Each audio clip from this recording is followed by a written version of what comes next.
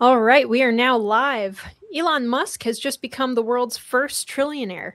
We know, of course, that his net worth is spread out amongst the value of his companies and not just sitting in a vault, but a lot of people want to take it from him somehow. Anyway, it's the politics of envy, and it is poisonous. What's not poison, though, is the joy that the US-hosted World Cup soccer tournament is bringing our European guests. They are marveling at American abundance, and it's been a joy to see our country through their eyes. And the countdown to 250 brings us Paul Revere's Midnight Ride. And for Unhinged, like I said, oh boy, are people mad about Elon's success. All of this on episode 541 of the In the Tank podcast.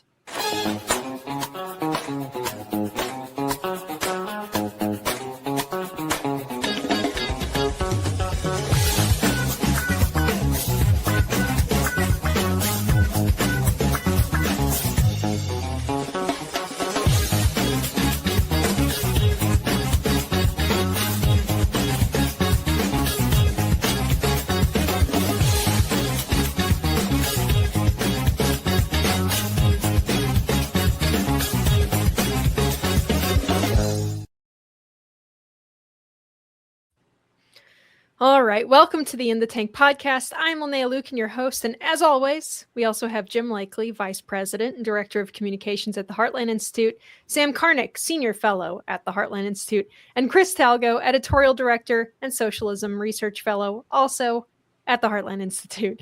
Before we get started, if you want to support the show, you can go to heartland.org/inthetank and donate there. Please also click the thumbs up to like this video, and remember that sharing it helps break through some of YouTube's suppression. Even just leaving a comment helps us too, but you could do all of those things, and that would be terrific. If you're an audio listener, you can help us out by leaving a nice review. Okay, guys, we all had competitions this week, I think, that we all participated in, except for maybe Sam. I don't know if he did.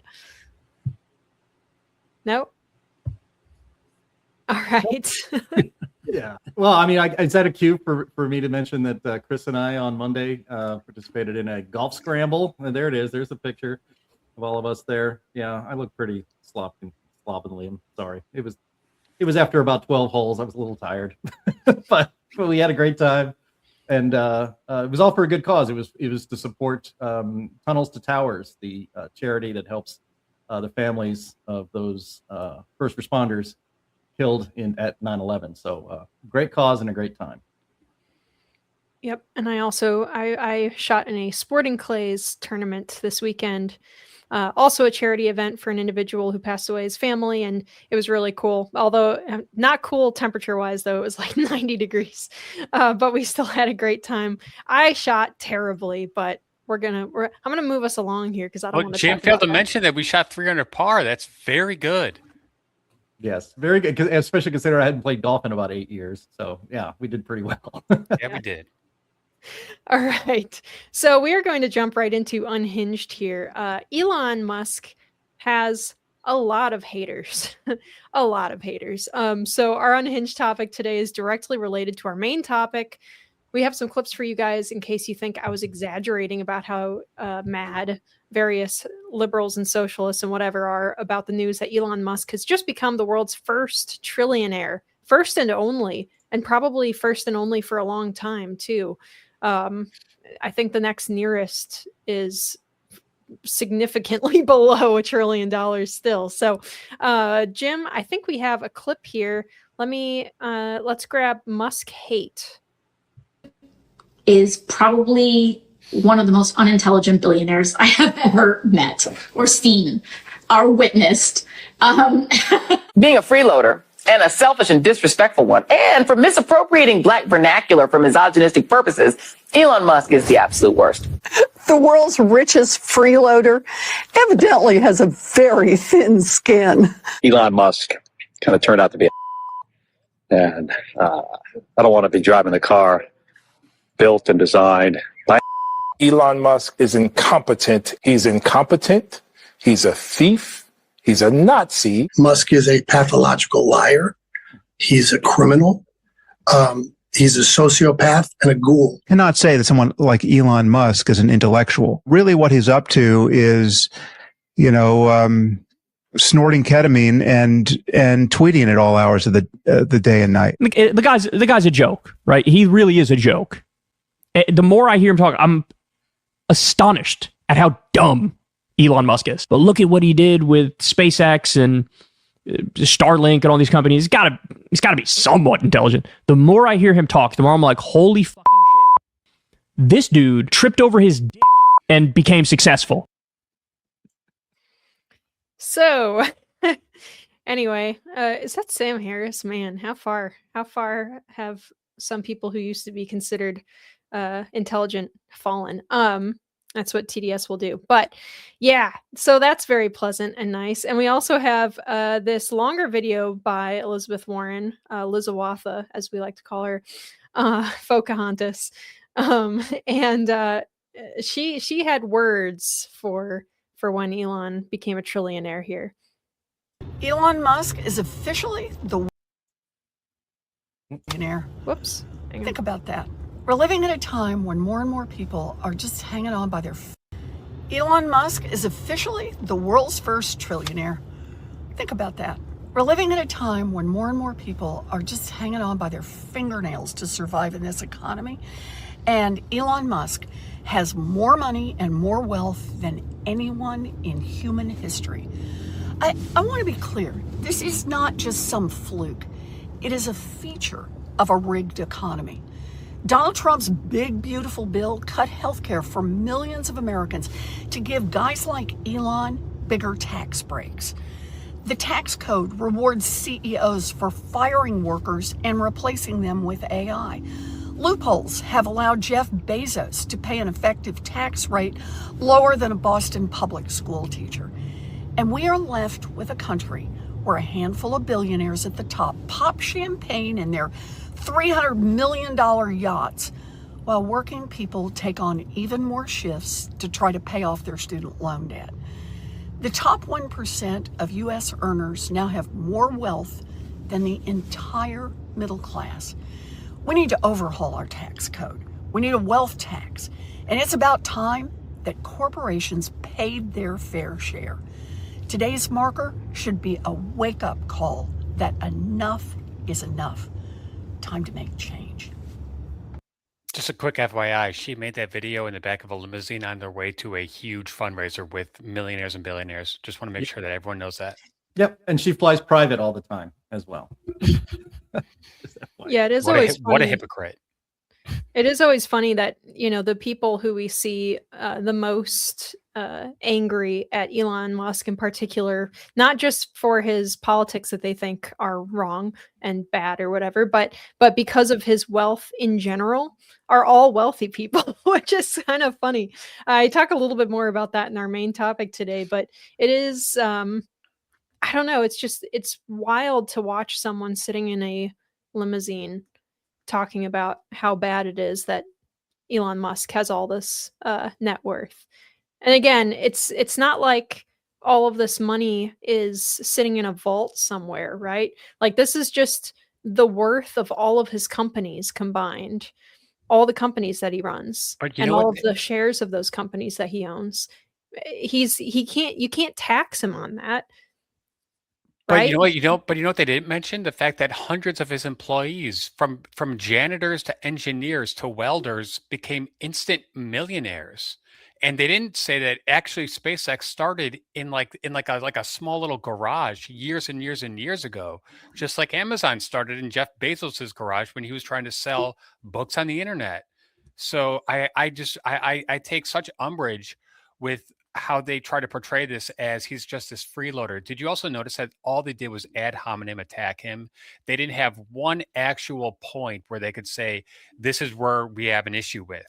And it's so funny because I remember before 2023-ish, 4-ish, they loved Elon Musk. So as soon as he turns on them and says, hey, you guys, the left has gone way, off the deep end. I'm going to be more centric. What do? They hate him. They started to hate him as soon as he bought Twitter and turned it into X and freed communications in the country, because that really hit the mark, which is this. What is wealth? Wealth is power. Wealth is power. As Linnea pointed out, all Elon Musk has is, well, he has a lot of things, of course, to which he has the legal right, the houses and the cars and the like, expensive watches, all those things. Those are all real, no question about it. He has those things. But what makes him a trillionaire is that he has authority, he has power over very, very big businesses. They're very successful, at least in the sense of raising the stock value of those businesses. And so people hate him because what they want is they want power themselves. And it's the people who are closest to having power, who fancy themselves as having power, and whose power they believe is based on their righteousness as better human beings than the rest of all of us. Those people hate anyone with power more than anybody else in the world does. Now, one thing that we have to understand is, what does this $1 trillion mean? $1 trillion really, it's just a number. But where does that number come from? That number comes from the very rigged system that Liz Warren was talking about, and she is one of the ones who rigged it. This system where the amount of money going into the U.S. stock markets came from a particular series of events, which was in 2007, we had a liquidity crisis in the United States and around the world. And the government so-called solved it by creating, through a number of devices, all of which concentrated more power in the government, especially the U.S. federal government. But also they solved it by creating a system where the money supply would grow rapidly, perpetually. And what has happened is, around the world, people have needed to get dollars in order to sell to America. And so as you put all those things together, what happens is the value of American equities, stocks, goes way up. And it goes up and up and up. So these are numbers. They're not real things. They're numbers that are perverted by the very system that Liz Warren helped create. And Liz Warren, remember, was the person who created the Consumer Financial Protection Board. And that is a system that strengthens the power of big banks, big financial institutions, big this, big that, but above all, big government. So this is all about building a piñata that they can whack at and prove to the frankly the dimwits of the world that greedy people are controlling them. Well, it is true that greedy people are controlling them, but those greedy people are almost all in the government, not in business. Simple fact. Yeah, I'll move us into our main topic here, just so that. Can I jump in here a little bit though, first? Yeah. I mean, I thought something about that because I did pick the clip that Elizabeth Warren video triggered me. Something about that when she says enough is enough.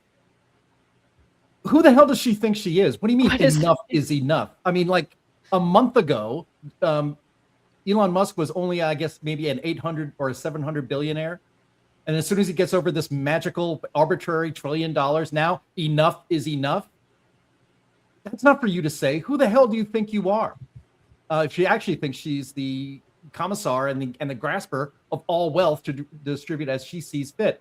What about Sergey Brin from Google? He aligns with your ideology. I guess he gets to keep his money. How about Alex Soros? Inherits his father's fortune. I guess he gets to keep his money too. He's not going to be run down in the streets. 15 minutes ago, relatively, Elon Musk was among the favorite super wealthy person of every Democrat in this country because he contributed to the Democratic Party. They loved Teslas.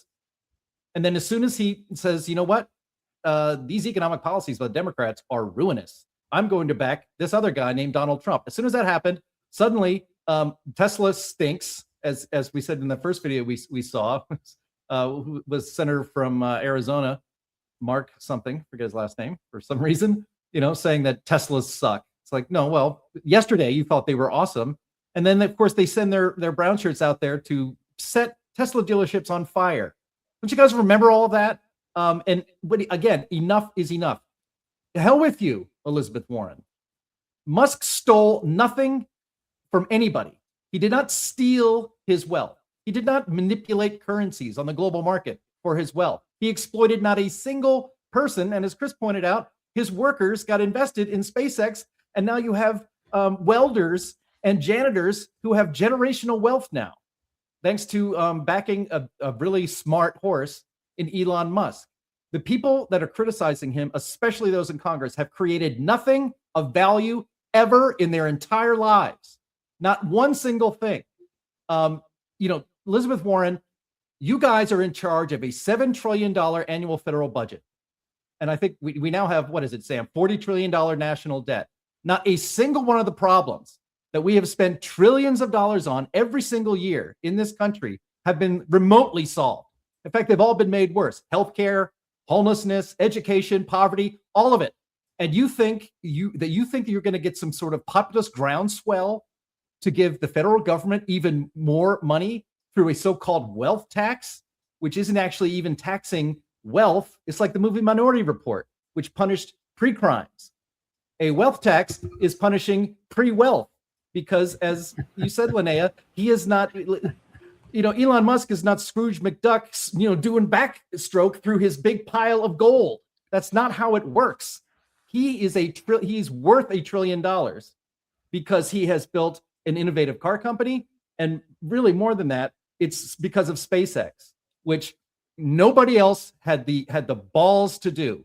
He risked his own money, his reputation, his future, and he worked his ass off to make getting to space about 10% of what it cost 10 years ago.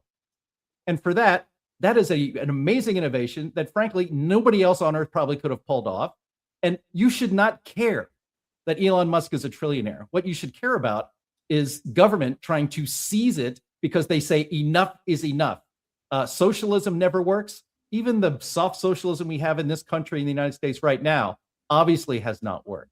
I say huzzah for Elon Musk. And I used to criticize him a lot more. Now he's become one of my favorite people, not just because of what he does, but because of the enemies he has drawn. Yeah. Well, like you said, Jim, Elon's like net worth comes from the companies that he runs. He's fairly diversified, one might say. He doesn't have swimming pools full of gold, but he could. And for those of us also who are not trillionaires, there is another way to diversify our savings and invest in our actual earnings, and that is with precious metals. A lot of people in conservative and libertarian and even just emergency prepper spaces will hit you with ads for buying precious metals. All of them are correct that they are a good investment, but you want to be careful about who you buy your metals from. There are a lot of sketchy companies. You could go downtown in whatever town you live in and buy metals from, the nice libertarian who runs the gold shop nearby. And that's a good way. But at In the Tank, we trust Advisor Metals over all of those other guys. And that's because we know that the person running the place is the absolute best of the best and is a great friend of liberty. Ira Bershatsky is the owner and managing member of Advisor Metals. He has decades of experience in precious metals and is the only person in the physical precious metals industry who has the Commodities Futures Trading Commission federal registration. What does all that mean for you? Well, it means everything that Ira or a member of his team says to you has to be factual. So there's no sketchy sales pitch or bait and switch. Ira is held to the highest ethical standards, and there is full transparency, which is way too lacking in other places nowadays. If you want to diversify your investment portfolio and your savings, if you're planning for retirement and are concerned about economic uncertainty, if you want a tangible asset that is easy to buy and sell, you can secure your assets with a wide range of physical precious metals by getting in touch with our friend Ira at Advisor Metals. Ira will make it very easy for you. Please visit climaterealismshow.com/metals and you can leave your information for Ira and get started with investing in precious metals and expand your current portfolio. Go to climaterealismshow.com/metals, METALS. And when you talk to Ira, make sure you let him know who sent you. That helps us while you're helping your financial future by diversifying with precious metals at Advisor Metals. All right. Hey, do I get an assist for that segue? Yeah, like, you do. Like in soccer? Yeah. You do. All right. So Elon Musk, the very first trillionaire. I have a little bit to read to us or to our audience here from Forbes. On Friday, Forbes declared Elon Musk as the world's first trillionaire as SpaceX's stock began trading on the NASDAQ at $150 per share, giving the company a nearly $2 trillion market cap. Forbes estimates that the IPO has boosted Musk's fortune to $1.1 trillion as of Friday morning. His net worth rose by $188 billion to an estimate $982 billion on Thursday evening when SpaceX priced the IPO at $135 per share. Looking at Musk's wealth portfolio, the SpaceX chairman, CEO, and chief technical officer owns 4.8 billion shares of SpaceX, worth $715 billion, and has another 350 million stock options worth $50 billion, giving him a 38% stake in the company. Reuters reported that his net worth is more than the combined wealth of the next three richest people in the world, which would be Larry Ellison, Larry Page, and Sergey Brin. Not very many people, as we discussed at the top of the show here, are happy about this. Reuters couldn't help but bring up in their article over and over again that people do not like him. And Reuters made it very clear that they also do not like him. Instead of just celebrating or even just really not caring very much, which I think would be most sane people's response to finding out that there is a person who's a trillionaire, many on the left are miserably upset. And that brings us to this idea that the politics of jealousy, seething rage at seeing other people being very successful, animates much of the socialist and communist policies.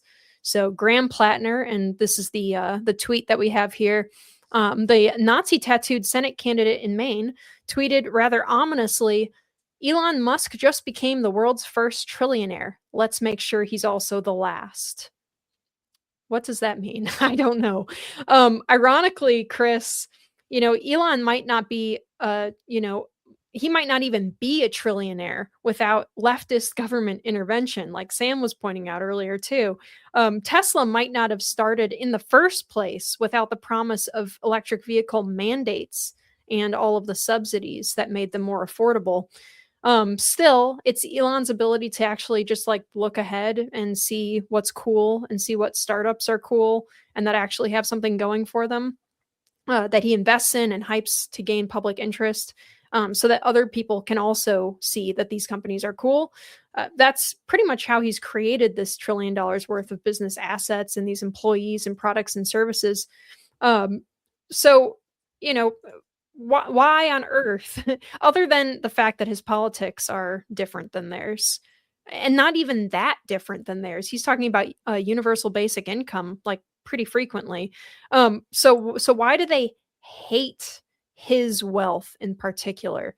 They don't care about Bill Gates or Soros or whatever.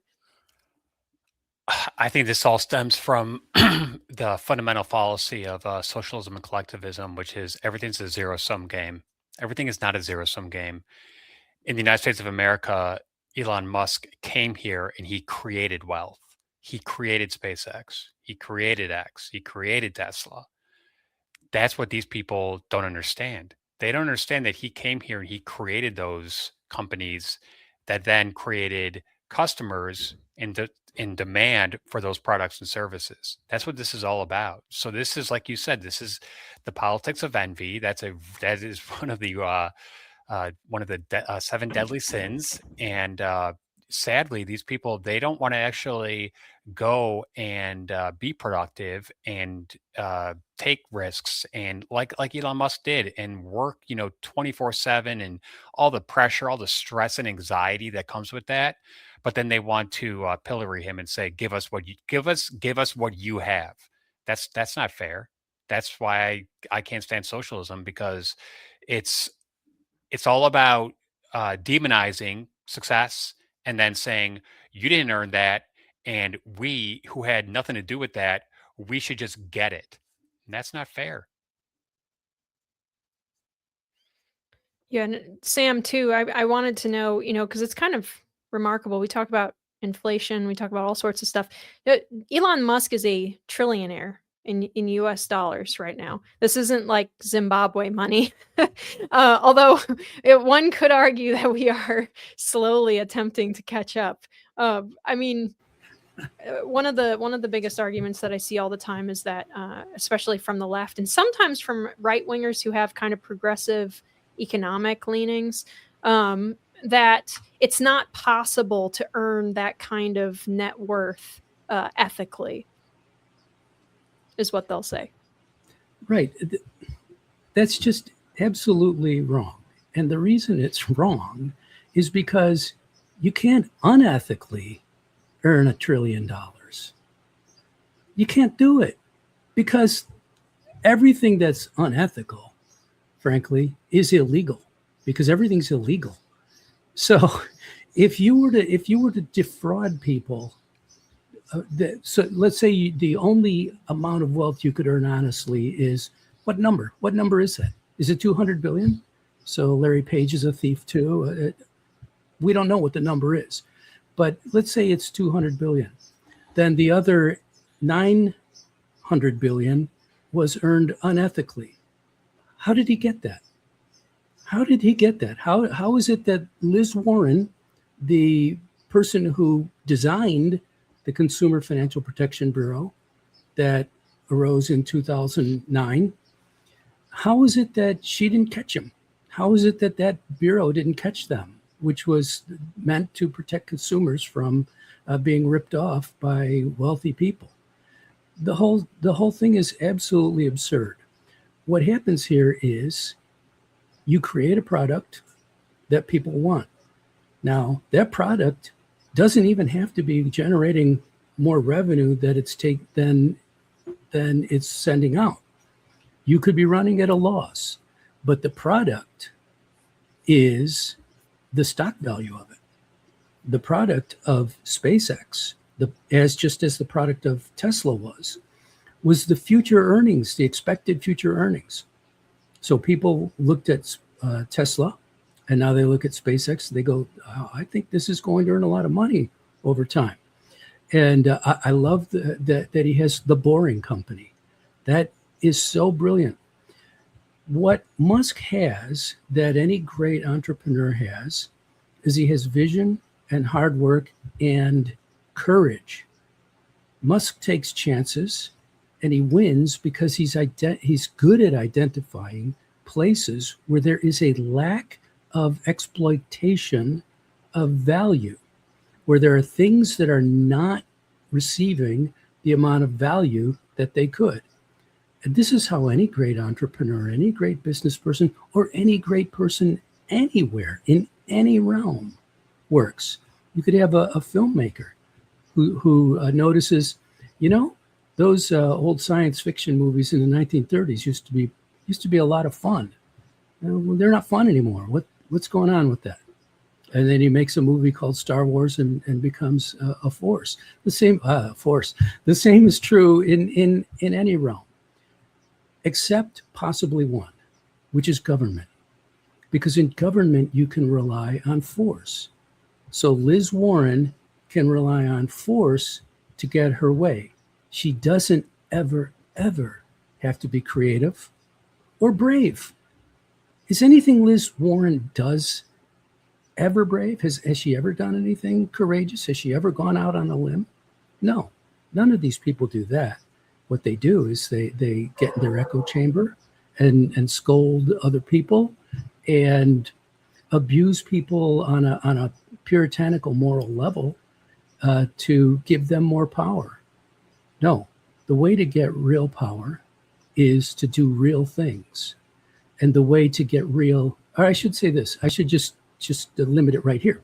The way to get real legitimate power, real moral power, real deserved power is to put beautiful, great things into the world so that people will appreciate those things and want those things and give you resources in return for them.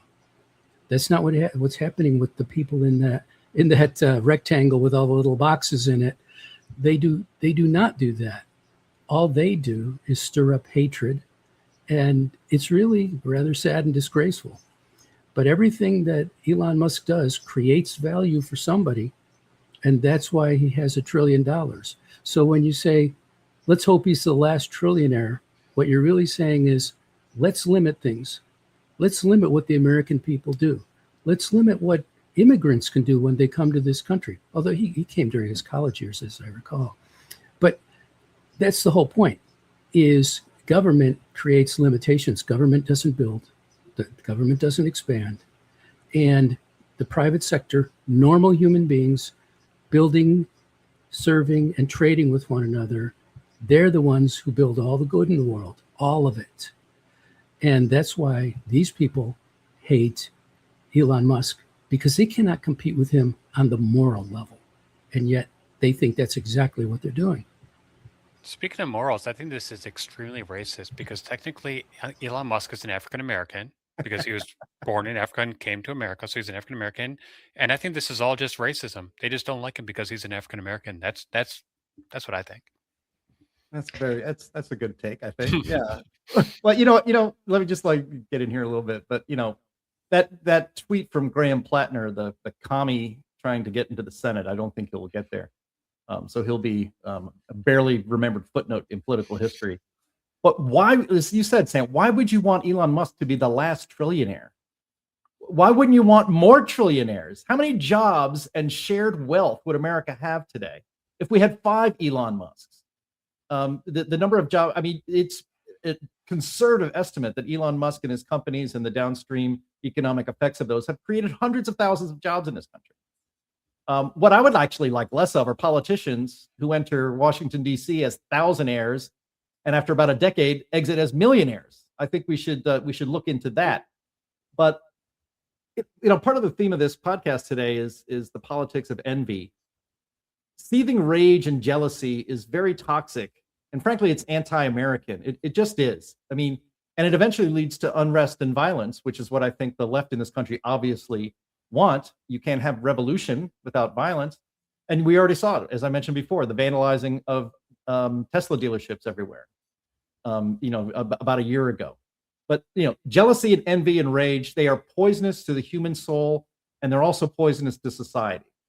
Elon Musk is not a villain. I think he's a hero. And if you don't want to call him a hero, you should at least just be neutral about him. The hatred, directed toward this man is completely unhinged, is being, again, exploited by the revolutionaries on the left that we have in this country. Elon Musk has harmed no one through his economic activity. He stole nothing from anyone. He's committed no fraud. He's not like a money speculator or a Bernie Madoff type. So there's no fraud here. He didn't steal taxpayer money either. This whole idea that Elon Musk's wealth was built on the back of the American taxpayer. The government paying you to rescue astronauts stuck on the International Space Station because another government contractor, Boeing, screwed up and can't get them home. That's not stealing from the American taxpayer. That's providing a service to the government. And that's actually very ethical. Elon Musk, I think, in my mind, really, he's Thomas Edison and Henry Ford all wrapped into one. There is a reason that Elon Musk named his car company after Nikola Tesla. Tesla was a genius, and the power brokers and the robber barons of his time crushed him and his ideas. Elon has never forgotten that. In fact, he admires that, and he is against that, of course. He's for innovation, and he is maniacally focused on achieving things that no businesses have ever accomplished before. I think it seems so routine now. I think people kind of lose sight of that. The things that are the ability to go up into space and to catch a rocket as it comes back, a reusable booster, that's like science fiction. And now it's routine. It's routine. And it's because one man was maniacally focused on making that happen. You may be jealous of Elon Musk. You may be jealous that you don't have that kind of drive in your own life, or you don't have that kind of wealth.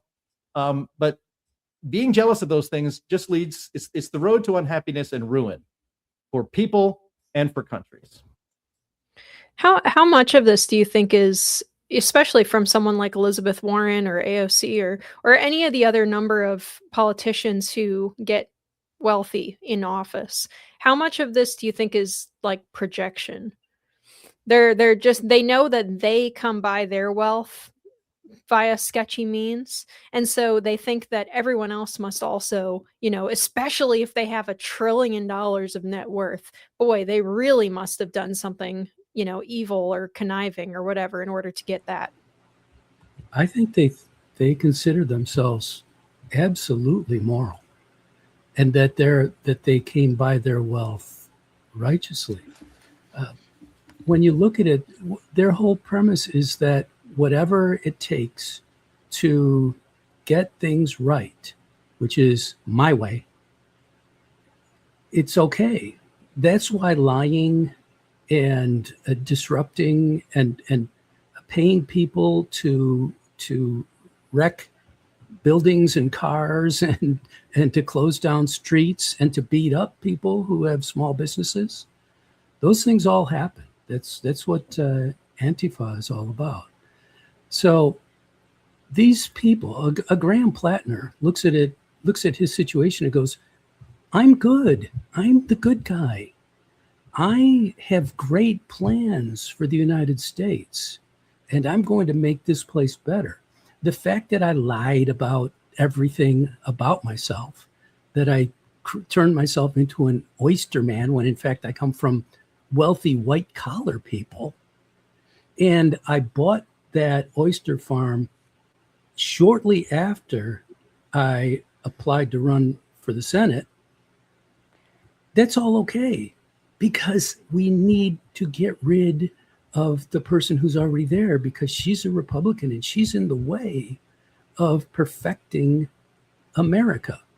These people all think they're absolutely right. Liz Warren thinks she is making America a much better place. Barack Obama thought that. Al Gore did. They all do. The one that I would actually give a bit of a free ride to is Bill Clinton, because I don't think he believed in anything, and he was willing. That's why he was willing to work with Republicans. He had Dick Morris there saying, "No, Bill, here's what we do," and it worked out very well for him. If he could have, kept his morals in other areas of life, he would have been considered to be one of the greatest presidents. So these people, this is their problem, quite frankly, is they do think they are way better than everybody else. They're not only better than, let's say, a Christian baseball player who puts a piece of tape over a symbol on his hat that he doesn't believe in. They're better than that guy, even though he can really hit the ball or pitch it, whatever. They're better than that guy.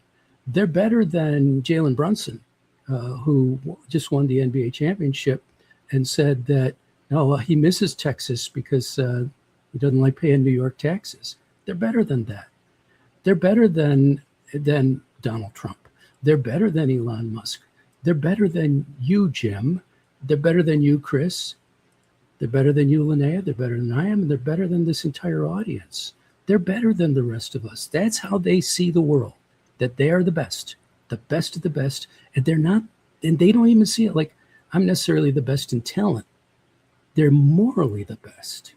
And that is where the real danger to humanity comes from. People who think they're morally better than everybody else.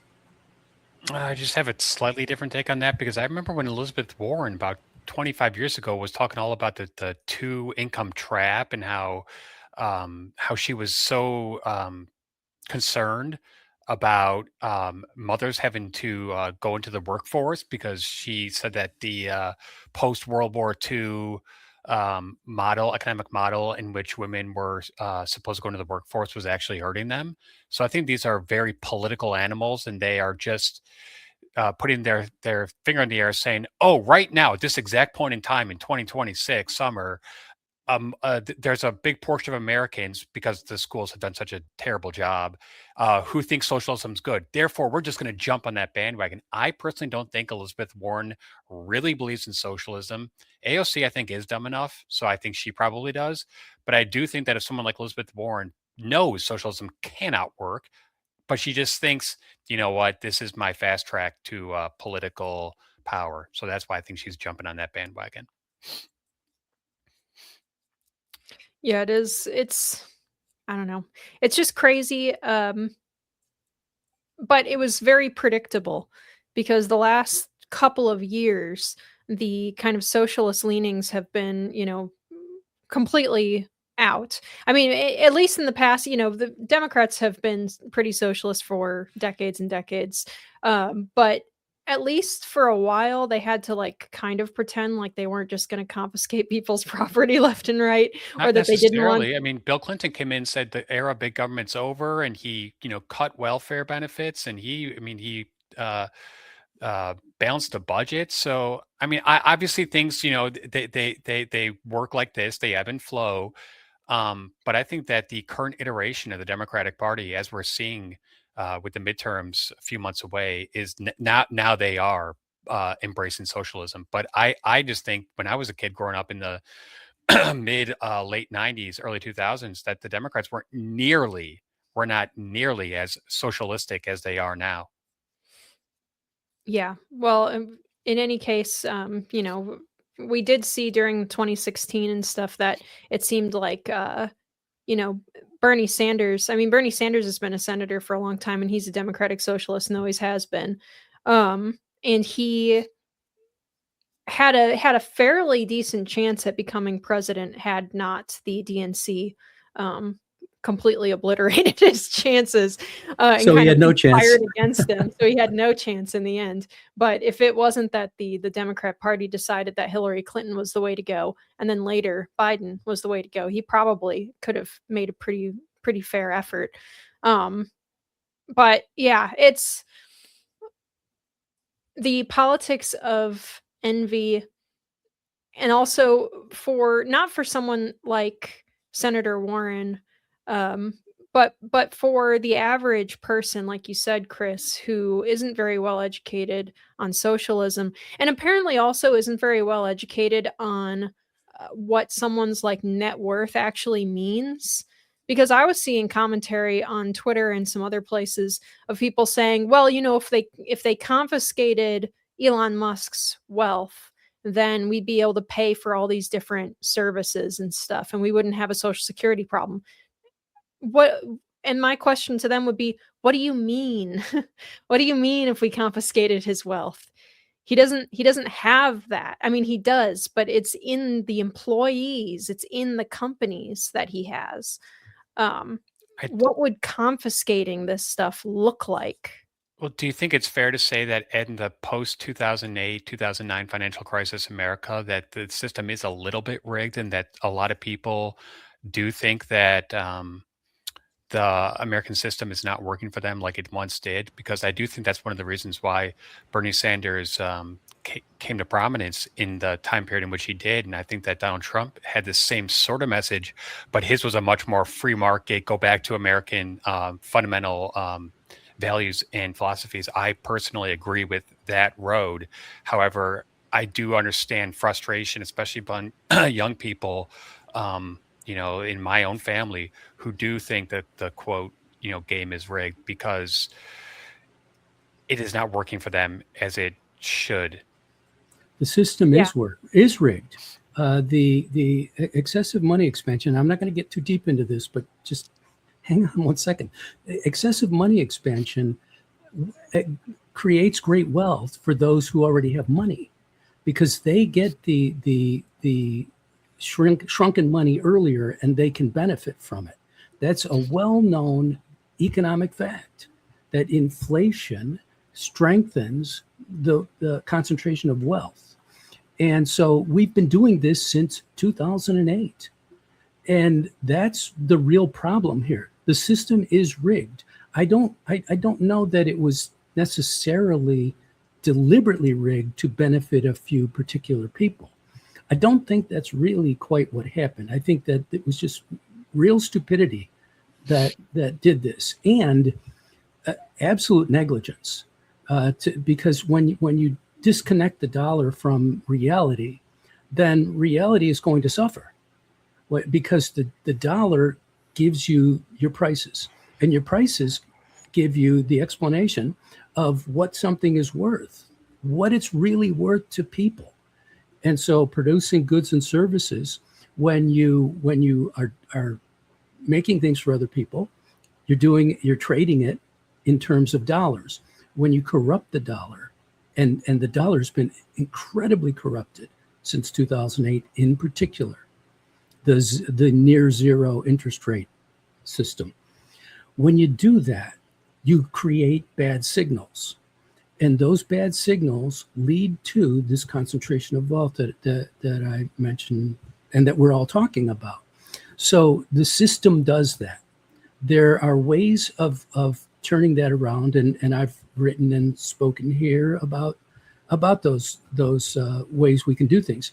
But the number one thing you cannot do is to put together everybody and say that anyone who has created wealth in the system or earned wealth in the system is part of the corruption. That's not necessarily true.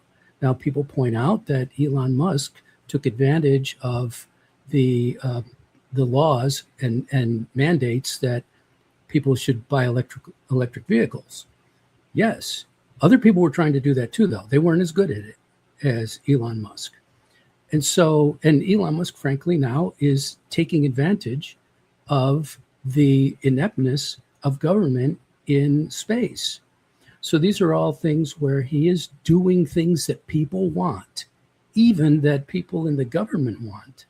And he's just doing them better than everybody else. There's a big difference between that and just moving money around faster than the inflation can hit everybody else. Now, so we do have a corrupt system. We do have a rigged system. There are ways to fix it. And I've talked about these ways regularly. Number one, lower government spending by far and lower government regulation by far. And that includes the Consumer Financial Protection Board that Liz Warren designed. So all of these things work together to create a low trust society, to create a society in which everything you do is suspect. So you look at a successful person from a particular ethnic group. People say, well, that person just got a break. They got a break. I wouldn't have been able to get that. It may even be true, but we don't know that. We don't know anything anymore because the way the government works is it corrupts the information that we receive because it corrupts the marketplace itself fundamentally. So that's why people are so concerned about affordability. I've pointed out that the affordability gap was created by the government. So these problems that we have are real. And the rise in inequality is real. It's not as big in America as people tend to think. If you look, there's a thing called the Pareto measure, and it measures inequality. And it's really quite decent here in America right now. There are a few people that are extremely wealthy, no question about it. But they're not the problem. The problem is the Puritan, better than us people who regulate everything and are inept because they have nobody calling them to account. That is what really must change. Yeah. I mean, if more money could solve all these problems that Elizabeth Warren and other people want to solve, I don't know. Maybe we'd have seen some small sign that these problems could be addressed with more money when the budget was only $4 trillion a year, or maybe $6 trillion a year. You know, maybe show me a little bit of progress when we're spending $4 trillion instead of going up to $7 trillion. And now we are going to seize the wealth that doesn't really exist in physical form of Elon Musk to solve these problems again. Linnea, you asked, like, how would they go about that? They would go about that the way all commies go about it, at the point of a gun. That's ultimately how it would have to happen. I mean, it's not going to happen, not in this country. But Yeah, you know, nationalize Tesla.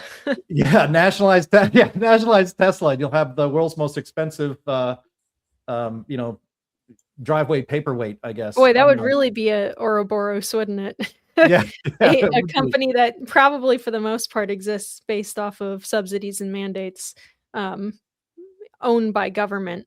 Yeah. Would be. Yeah, I mean, well, Elizabeth Warren said that if Elon Musk would only pay my ultra millionaire wealth tax, we could pay for childcare for all 3 and 4-year-olds in America. I mean this sincerely. If you actually believe a statement like that, especially coming from someone like Elizabeth Warren,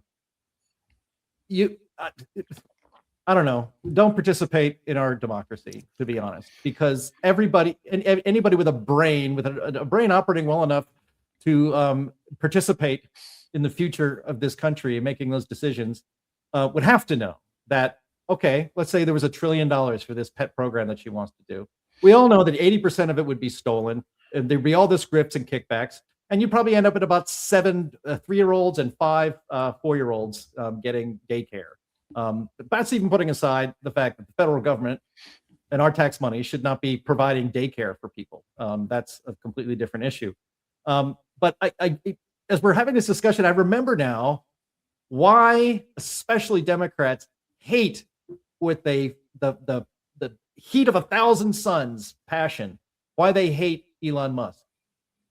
Doge exposed the entire grift in a way that was never exposed to Americans before. We all had our suspicions about these things, but the Department of Government Efficiency, using AI, using all these AI nerd kids, to pull up the hood and look underneath and try to actually figure out what's going on in this big labyrinthine, confusing mess and where all the money is going, because that helped convince Trump to shut off entirely the USAID spigot. And that was nothing but an enormous billions and billions of dollars in money laundering from Democratic politicians and their supporters.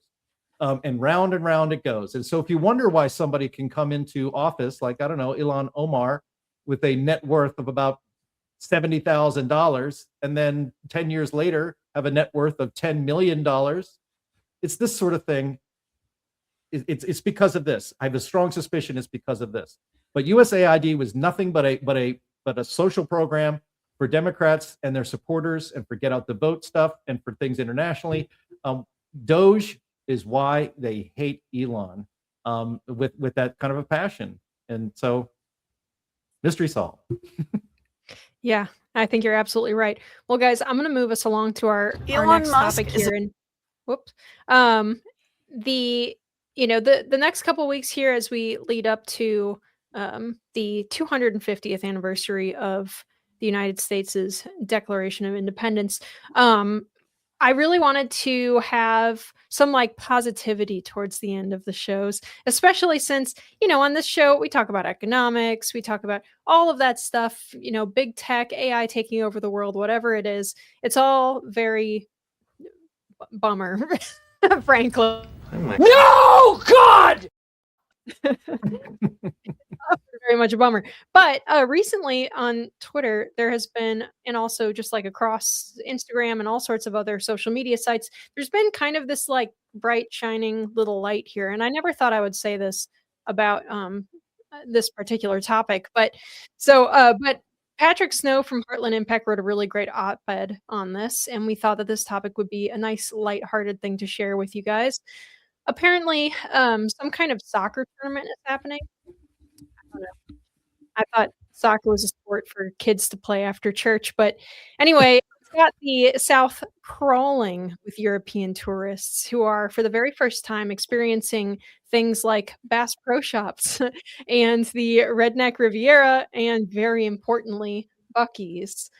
Patrick Snow writes, a German soccer fan named Freddie walked into a Waffle House at 1 a.m. You would think that this was the start to something terrible happening, but right. Ordered a hash brown bowl and gave it a perfect score. Since then, 7 million people have seen the post. The The 2026 World Cup brought European tourists to our doorstep, and they can't stop talking about the awesome time they're having.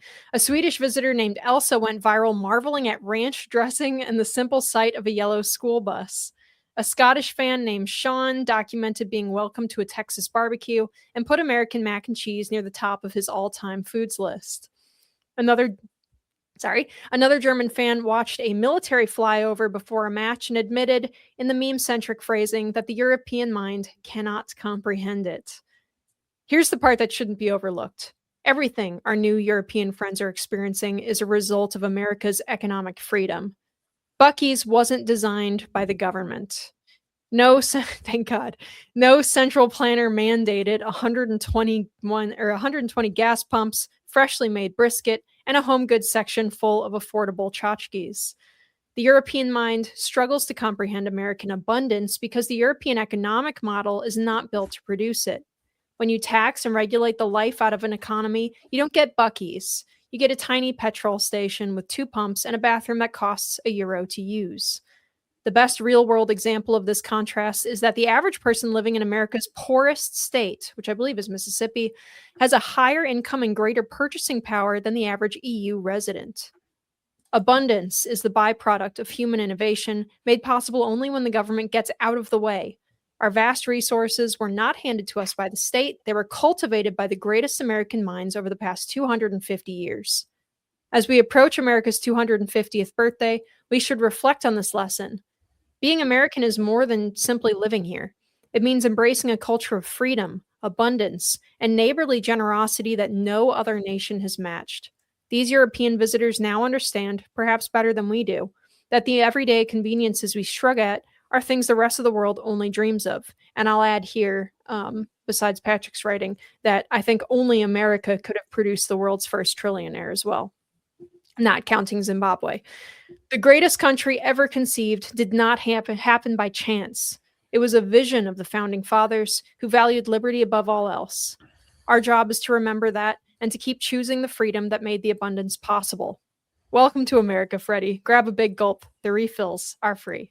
What a great article. I strongly recommend you guys go look for this article. It's called The European Mind is Beginning to Comprehend America, and it's over at Red State.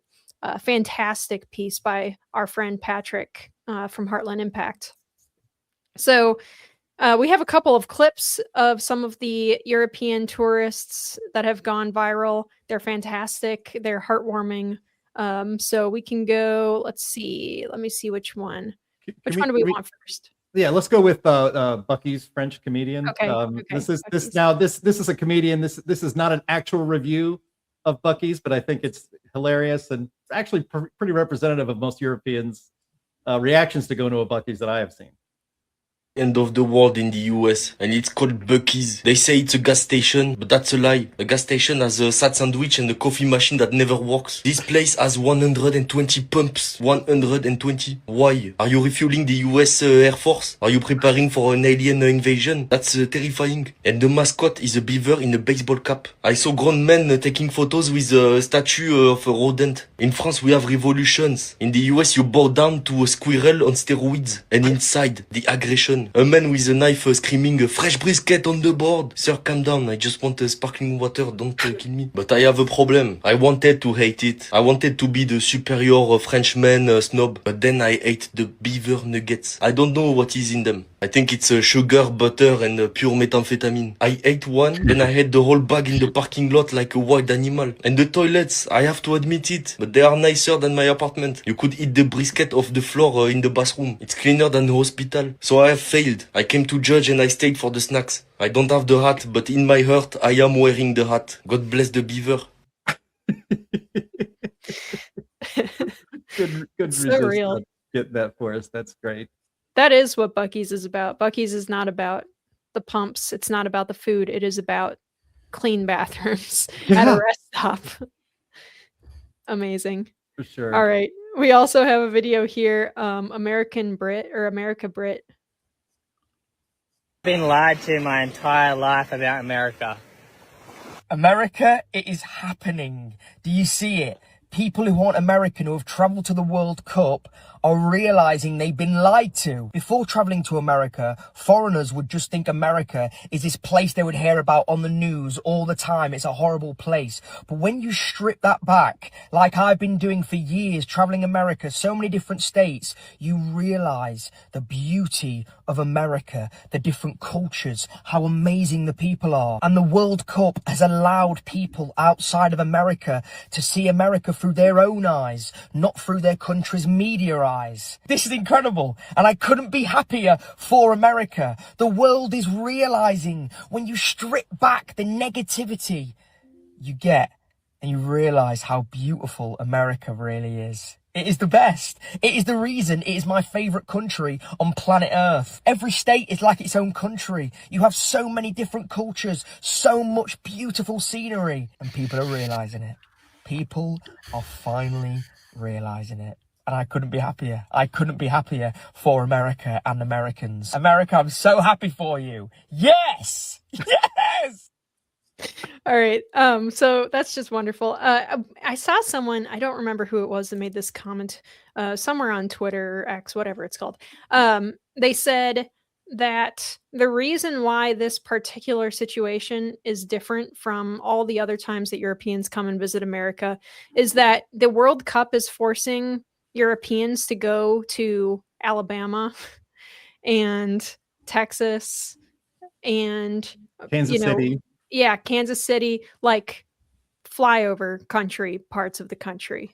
And normally when Europeans visit here, they're going to Los Angeles, they're going to New York, they might go to Yellowstone maybe. But for the most part, they don't get to see like, I don't know, Picayune. But now they're getting to see Picayune and they're having a great time. And it's wonderful because, you know, our cities are rotting. And so if you come to the United States and all you've ever seen is our cities, then you would think that this country is a dour, unfortunate kind of place, unless you have enough money to be, you know, in the really fancy parts of our cities. But if you don't, then the culture is crumbling into pieces there. Which is very sad because, you know, Chicago, New York, Los Angeles used to be centers of culture, not just for the United States, but for the entire world. But that's changed. Our centers of culture are now coming from more rural parts of the country. You know, especially once you move to the South in particular, and Chris knows this, there is an entire other world when you see what like the Southern approach to college football is. For example, it's a little bit cultish. It's a little bit insane. You know, these Europeans are getting to see us like release bald eagles before the start of football games and fly over of B-2 bombers and all sorts of stuff. It's just awesome. I would go a step further. I think that when Europeans visit places like New York City, Chicago, even LA, DC, Baltimore, that they're probably greeted by some pretty rude people. And I know I'm generalizing here. I'm painting with my broad brush, you know, tisk. But in the South, in general, people are very nice. People have a smile on their face. People want to talk to you. That is very different from places like New York City, where it's just get out of my way. It's all about me. So that's something that I do miss a little bit. I mean, I've told you about this. I miss Bluffton and the little bit more slow lifestyle and all that kind of stuff. It's extremely pretty. It's not nearly as dilapidated as some of the places around me are. There's much more open, wide space. It's peaceful. I'm so glad that the people of Europe, and not even just Europe, but just people all around the world are going to places like that and seeing it and experiencing real Americana, because that is really, you know, America's about. America's not about the French Laundry. America is about the Waffle House. Okay, so I'm so glad. I am. No, for real, seriously. No, you're so right. I'm just laughing because Yeah. it's just so funny to think of. Yeah. You know, like American culture is like experiencing going to Waffle House at like 11:30 at night. I have had some great times at Waffle House in the middle of the night, driving, across the country. You meet cool people; they're down to earth. So I'm really glad. And I've said this many times on this podcast, but I have a lot of family in Europe, and I am so sick and tired of them saying how much better Germany is and how much cleaner and this, that, and the other thing, when they don't even have air conditioning. We have air conditioning. So how about that? Yeah. I hope that I hope that the presidential administration in 2028 will work on the visas for people who are going to the Olympics in Los Angeles. I think that you should only be issued a visa if you're from Europe in particular, if you will be spending equal amount of time in a decent place in a red state. Because otherwise you're just going to get a horrible impression of the United States, and all the goodwill that we've had will be diminished and destroyed.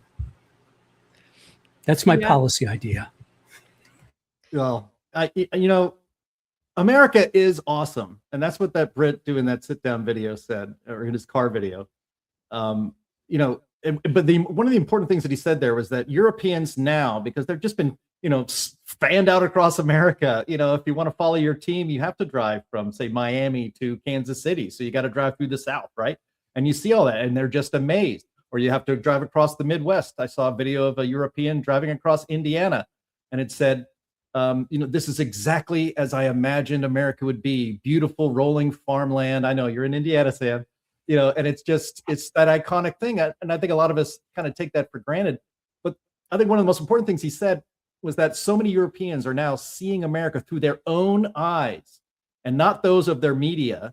And frankly, not through the eyes of Hollywood, which often in the products they send out to the world mocks or looks down at flyover country and the people who live there. And so instead, they're stopping at a Buc-ee's and meeting ordinary, Texans, or meeting somebody, for the first time, and everybody's friendly. They can tell they're a World Cup soccer fan. We're not all rubes here. We understand there's a major international golf or soccer tournament going on. There is a big golf tournament coming out too. Yeah, well, when we see people, in their kits, we understand. We're not dumb. We understand those people are Europeans, probably. But it just, these people are falling in love with this country just by driving across it, which I think every American falls in love with their country that's the Great American Road Trip. Half the point or more of the point is just the getting there and the drive. And it just warms my heart as an American to hear these things. I can't get enough of watching these videos of people having such a great time. And I think my favorite group of Europeans right now has to be the Scots, who Scotland was playing their first World Cup match in Boston. And the Scots, God bless them, they drank Boston dry. That takes some doing. I read that the pub that first had Samuel Adams Boston Lager ran out of Sam Adams. That had never happened before. I saw a story of where refrigerators in bars were breaking because they had to open and close it so often to get in there and get more beer out for the Scots that they have to get their refrigerators repaired. I saw a clip of Scots in the concourse. They all went to a Red Sox. A bunch of them went to a Red Sox game, and they were all in the concourse, I believe, at Fenway Park, singing "Take Me Home, Country Roads." Mm-hmm. And they got to it. It was beautiful. It was so beautiful. I'm almost crying thinking about it. The Scots had a parade with the Scottish drums and the bagpipes walking all the way to Fenway Park from where most of them were gathered, and a police officer was going with them. Ran to the front of the line and said, no, you got to go down this street. You're going the wrong way. And they all just peacefully went like that and had a great time. And then my favorite, we have a clip of it. I insist on playing it. It's only 17 seconds, but at a Red Sox game where the Scots were there during the commercial break, they played that great song by the Proclaimers, the great Scottish pop band, 500 Miles. And the song is longer than the commercial break, but the Scots there didn't care. They kept singing the song while the baseball game started up again. So could you play that Red Sox game clip for us, please, Andy? What a night. Just a brilliant group of people. Still singing from the break. The song's been over for minutes. We know how to have fun. Yes, there's the da-da-da-da for the Proclaimers, which is the most Scottish song ever. This is the greatest Scottish accent ever in a pop song. I mean, look, that just warms my heart. July, the Independence Day is coming, and I think there's nothing better right now than to have all of these people who are not Americans come visit our country as we celebrate our 250th birthday, and they'll be here for weeks. And they have more of an appreciation for the greatness and goodness of this country. And frankly, many Americans do. It's humbling, but gosh, it warms my heart to see this. It really does. I love watching or looking at that German guy, the Freddy's account. One, of course, because he's kind of blown up and gone viral. Like all of these different sports teams and stuff are giving him the absolute royal treatment for coming and watching their games, which of course is a great experience for this guy. But I love. I had a particularly strong reaction to him posting like 8 times about how impressed he was with like Alabama and Mississippi beaches, like Mobile and the Mississippi Gulf Coast area, Redneck Riviera stuff, because like Americans will be like, it's not Clearwater. Oh, it's not the Keys, blah, blah, blah. But here's this German being like, this mucky beach is the best thing I've ever seen.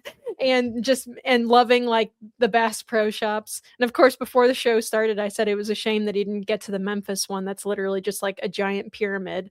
But it's so heartwarming to see. And it kind of reminds you, it's like, oh, actually, we get so snobbish about ourselves or like kind of putting our own country down.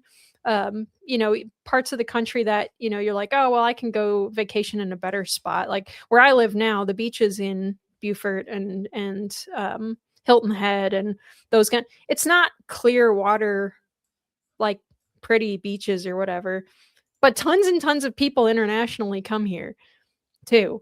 And they love it. There's like a lot of Brits here for whatever reason. But Doug says no one was worried about climate change. Yeah, and those Germans, I thought they might die in the heat waiting outside in line, but they seem to have survived. Helps that we actually have air conditioning in our stadiums as well. But the amazing thing to me is looking at our country through the eyes of people who don't see it every day and seeing them just be like in awe. Someone said it reminded them of the I forget what particular Soviet leader's name this is, but when he came and like looked at our grocery stores and was like in tears over our grocery stores from the Soviet Union, it's remarkable. And you just don't get to experience that about your own home all that often. So it's been really fun. I'm making jokes about soccer and how I don't respect it, but this has been an overall beneficial event for us, I think.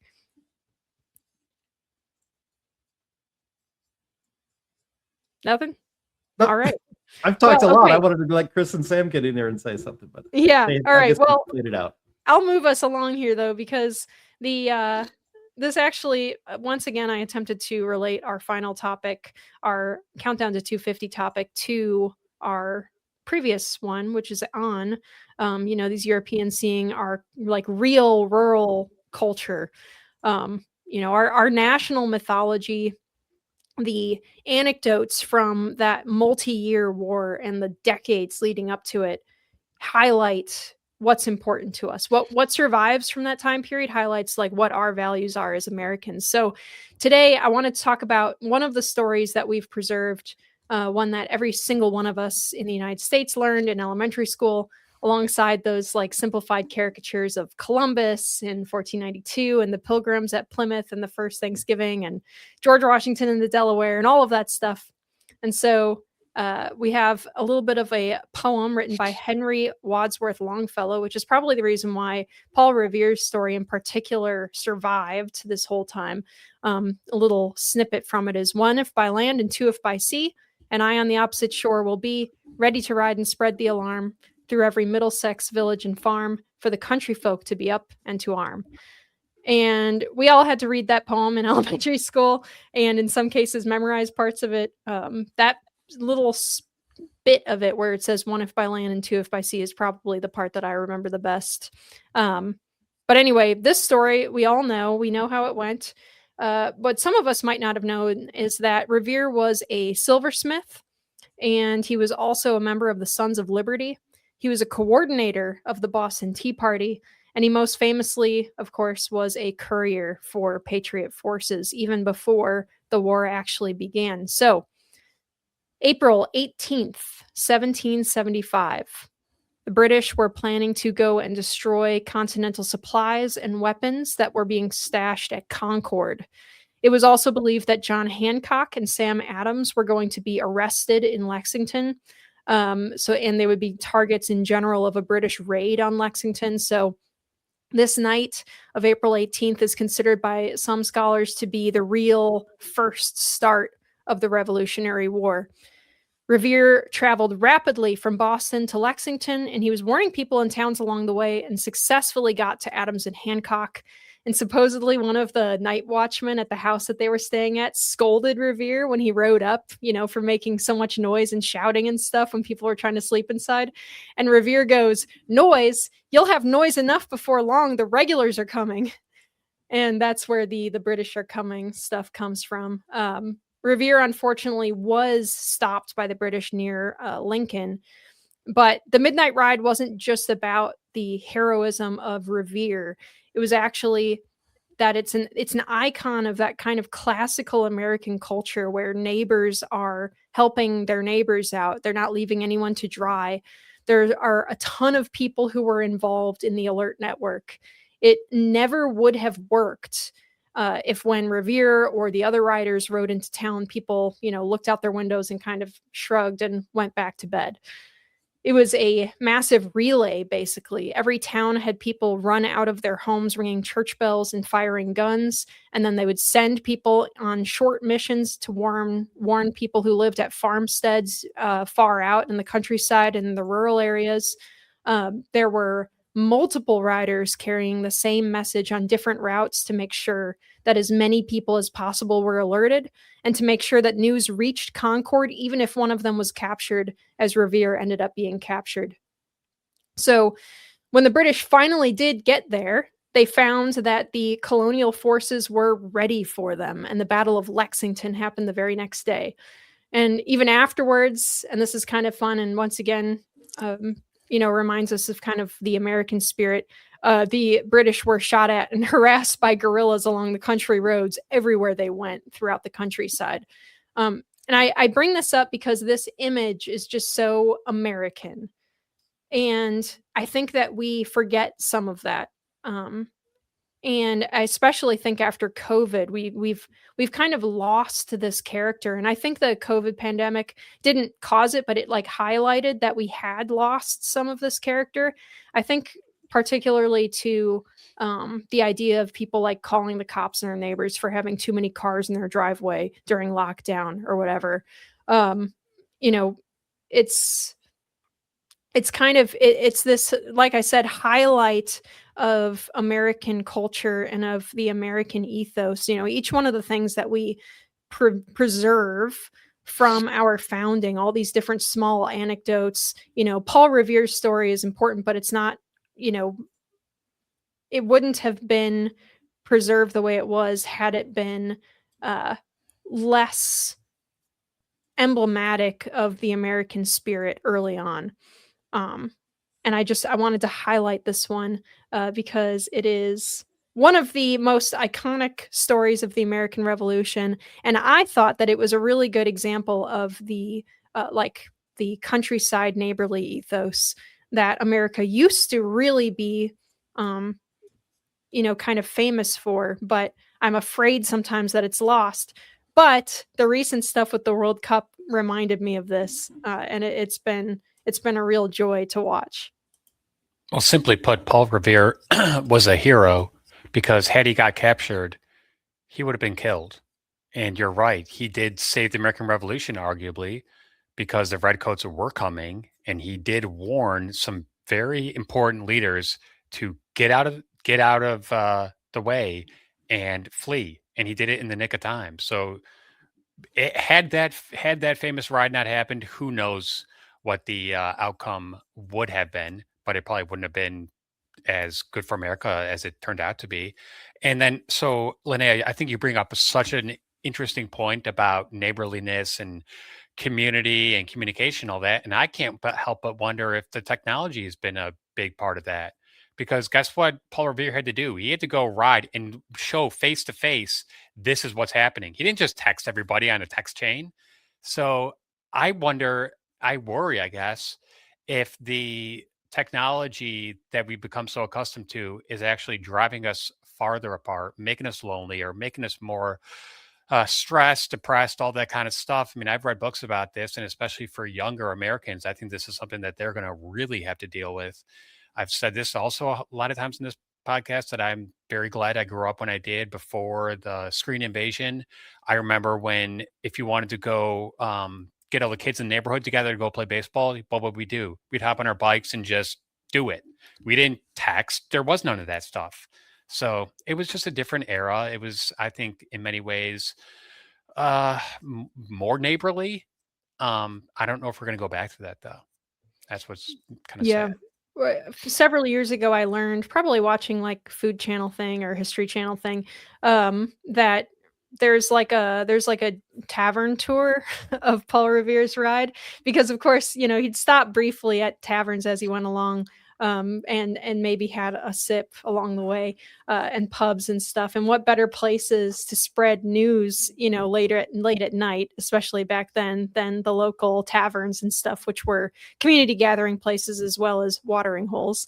But and rooming houses too. And rooming houses as well, where a lot of travelers went. Yeah, that's where everyone was. And so, and I believe that the rooming house like that was a place that Adams and Hancock were hiding out at the time as well. So it's just, they say that Gen Z is like the least likely generation to go out to a bar or something with friends. They drink a lot less than previous generations and stuff. And it's not that, you don't have to be a lush. You don't have to be a lush to be an American, a good American. But and of course we had many great Puritan Americans as well. But Gen Z is just making sure there's enough for Scotland when they visit. Yeah, exactly. But it makes me wonder again, if there's like a emergency or something like that, you are spreading the news at these community gathering places and stuff. We have the internet now, but if the internet was all of a sudden gone for whatever reason, like if they turned off the electricity and our signals or something, what on earth would we do? I'll tell you just a quick example. When I was a kid and we had a day off of school, you know what we did? It was our job to call the next person in the phone book with the last name after us, because there was no internet. There was no central hub to get all the information out.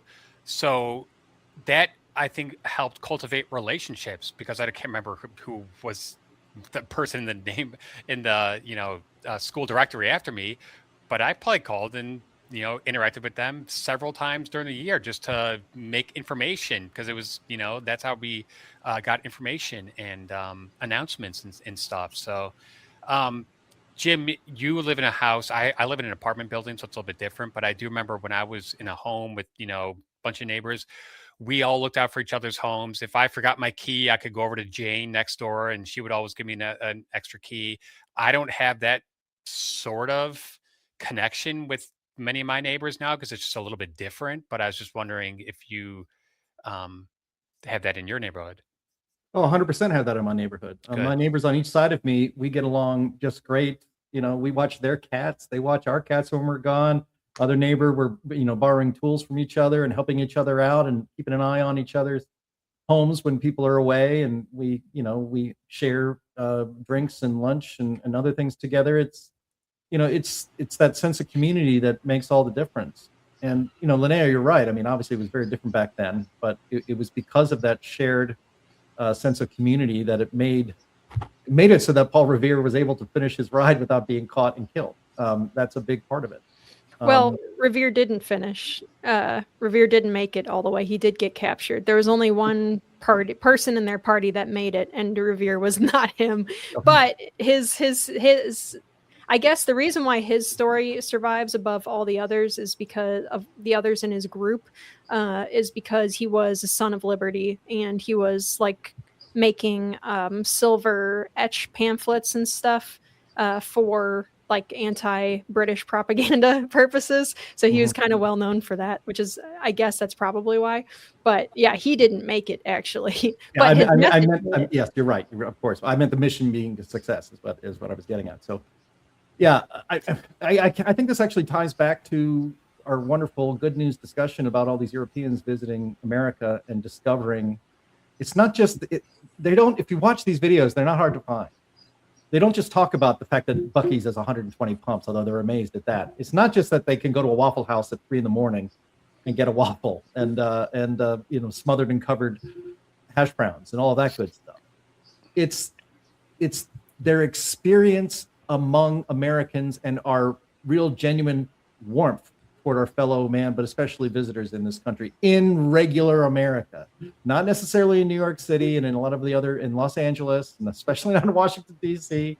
I lived in all these places, but it's that, it's that warmth, that human warmth of America that we are so welcoming. And we are, as we're coming up to our 250th birthday of trying to rebelling and rejecting and kicking out eventually the most powerful nation on earth, and maybe in proportion maybe the strongest nation, single political entity on earth since the Roman Empire, and kicking them out of this continent, and doing it in the span of 4 years, because we valued our liberty and the idea of property rights above all else. And Chris, you mentioned this, each one of the founding fathers, everybody in those iconic paintings that you see in Washington, D.C. and other places of the signers of the Declaration of Independence, it wasn't just bluster to say they pledged their lives, their fortunes, and their sacred honors.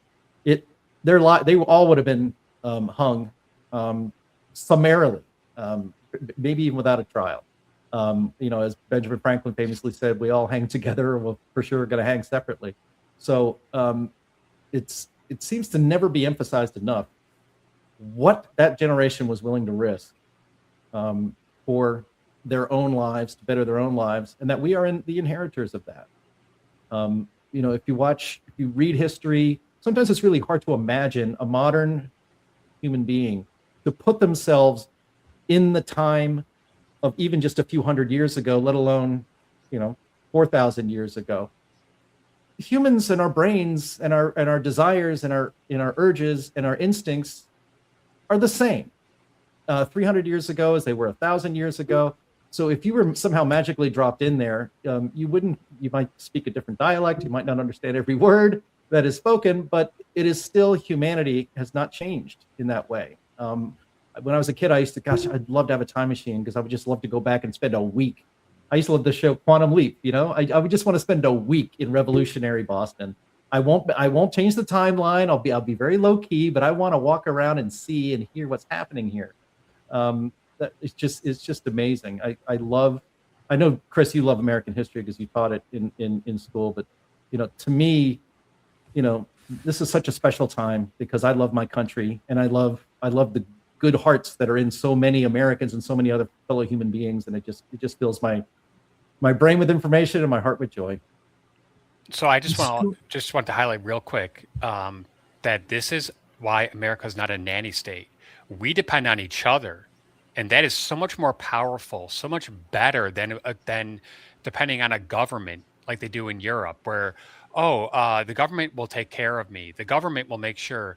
The government can't. In America, as Alexis de Tocqueville said, we are just a bunch of tinkerers who get together and we inform one another. And Paul Revere, I view him as almost like the godfather of that. And like Jim said, the founding generation, they put everything on the line, and they had everything that they could, be put on the line because they were wealthy landowners. They were, powerful people, but they said, you know what? We believe so much in the power of freedom and liberty that we are going to put our lives on the line. And thank God that they did it, because 250 years later, we would not live in the country that we are living in. We would not have the technologies and the innovations and all the awesome things, the life-saving medical discoveries. It wouldn't be here without America. I hope people realize that. I think the very popularity of Longfellow's poem is emblematic, until the last few decades, is emblematic of what it's about, which is that you have a very ordinary bourgeois person who's just a hardworking individual who does good things for his neighbors, and they pay him for it. And he becomes not wealthy, just ordinary, a regular person, a member of the bourgeoisie. And he's a courier. He's not a soldier out there stabbing people with the bayonet or shooting at them. He's just a courier. And that's what America really is about. That people of seemingly humble backgrounds, and indeed humble backgrounds, can do incredibly momentous things. They can become trillionaires in moral terms. That is the greatness of America. And I think that I'm glad you went to this poem as your way of introducing Paul Revere, Linnea, because this poem tells it all. It's, yes, there's a little compression in there. It's good compression. It enables people to see that one simple person like themselves could do incredibly great, momentous things. And that's how you get from a little gas station with a coffee pot that doesn't work to Buc-ee's. That's what America's all about. And that's where, and that's what I think, that's what those Europeans are seeing. They're seeing that America, the America that is all about regular people doing extraordinary things because their world enables them to do that. Absolutely. Thank you, Sam. And that is all the time we have, unfortunately, for today. Thank you, everyone, for your attention to these matters. We are live every week on Thursdays at noon Central on Rumble, Twitter, YouTube, Facebook. Jim, what do you have for our audience today? Nothing. We have no Climate Realism show tomorrow on Friday because we are off on Friday, but the Climate Realism show will be back the following Friday, and we hope to see you there as well as for this show a week from today. Yes. Chris? Please go to heartland.org. We got a bunch of new articles and good stuff posted there. And Stopping Socialism, please go visit. And Sam? I'm encouraging people to go to Red State, to the Heartland Institute page. We have some really good articles there, and that's where Patrick Snow's terrific article from which you read is to be found. And then, of course, go to stkarnick.substack.com, promote it, get people interested in it, and these ideas will get out there even more of the public. All right. For audio listeners, please rate us well on whatever service you're using and leave a review. Thank you so much to all of our panelists and also, of course, to our viewers. We will see you again next week.